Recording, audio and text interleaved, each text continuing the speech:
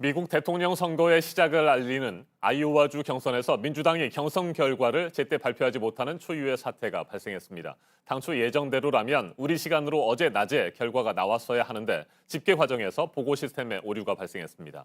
워싱턴을 연결합니다. 임종주 특파원, 민주당 일단 20시간 가까이 늦어진 조금 전 7시쯤 개표 결과를 발표하겠다고 예고를 했었잖아요. 경선 결과 발표했습니까? 네, 아이오와 민주당 측은 조금 전 개표 결과를 발표했습니다. 그러나 전체 결과가 아닌 62% 집계 결과만 발표했습니다. 발표가 상당 시간 지연된 데다 그마저도 부분 발표 형식으로 이루어지면서 적지 않은 혼선과 파장이 예상됩니다. 62% 결과 발표만 놓고 보면 피트 부티지지 전 인디애나주 사우스밴드 시장이 26.9%로 1위를 차지했습니다.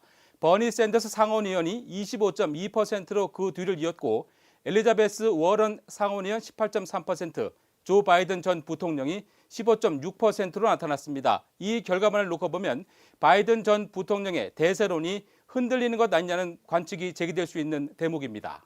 네, 투표가 시작된 시각이 우리 시간으로 어제 오전 10시쯤이었죠. 집계 과정에서 오류가 있었다고 하는데 구체적으로 무슨 문제가 있었던 겁니까?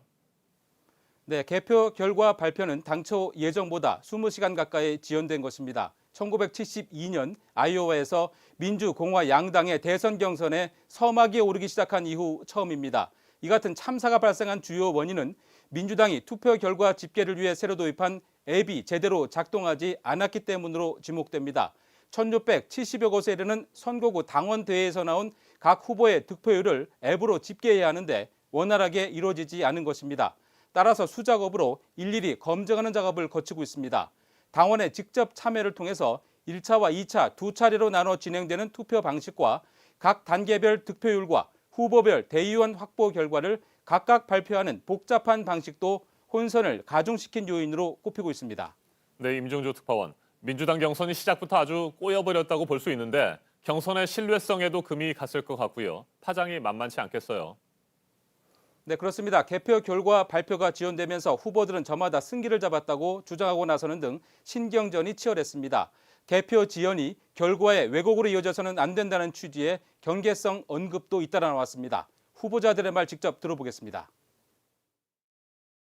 I think we should all be disappointed in the inability of the party to come up with timely results. You know, there's no excuse for not having results last night.